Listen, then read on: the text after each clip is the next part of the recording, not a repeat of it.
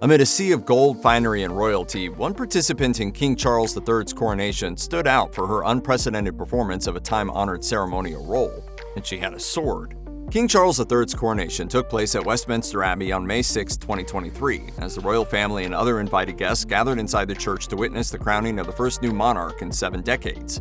During the event, Charles was presented with a sword handled by the Lord President of the Council and the Leader of the House of Commons, Penny Mordaunt. Wearing a blue and gold ensemble complete with a cape and a headpiece, Mordaunt was given the important role of carrying the jeweled sword of offering. According to the Royal Collection Trust, the sword features diamonds, rubies, emeralds, and is one of several items presented to the king for its knightly virtues. That he may not bear the sword in vain, but may use it as the minister of God to resist evil and defend the good. After entering the church, Mordaunt switched the sword, which was originally supplied for George IV's coronation in 1821, with one that was lighter and easier to carry before presenting it to Archbishop Justin Welby for a blessing. Next, the sword was delivered to Charles. According to the Scotsman, Ms. Mordaunt was then instructed to draw the sword and carry it in its naked form, without its scabbard, before the monarch for the rest of the service. Mordaunt's role in the crowning ceremony was significant for quite a few reasons, not least of which she was the first woman to ever carry the jeweled sword of offering. Ahead of the May 6th event, Penny Mordaunt, who was almost Prime Minister of the United Kingdom and has a background as a naval reservist, told Politico she took her role in King Charles III's coronation very seriously and expressed her excitement for the event. The Leader of the House of Commons also presided over King Charles III's accession council shortly after Queen Elizabeth II died. The preparation for the event was no small task physically, and Mordaunt stated she relied on her military training to prepare for the coronation. The sword Mordaunt carried was heavy, at 4 feet in length and weighing 8 pounds, and tradition required her to hold it upright in a very specific position.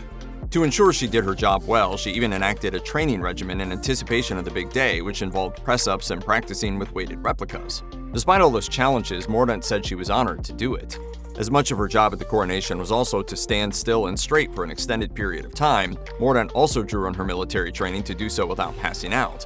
Amidst all the pomp and circumstance, Mordaunt's performance caught the attention of British Labour leader MP Emily Thornberry, who tweeted, "Gotta say it, Penny Mordaunt looks damn fine. The sword bearer steals the show."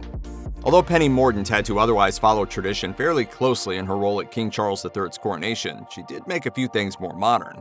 Mordaunt chose to wear blue and gold rather than the black and gold garb worn by the Marquess of Salisbury at Queen Elizabeth II's 1953 coronation. The look was designed by London-based label Safia, with gold embroidery from the centuries-old embroidery house Hand and Lock.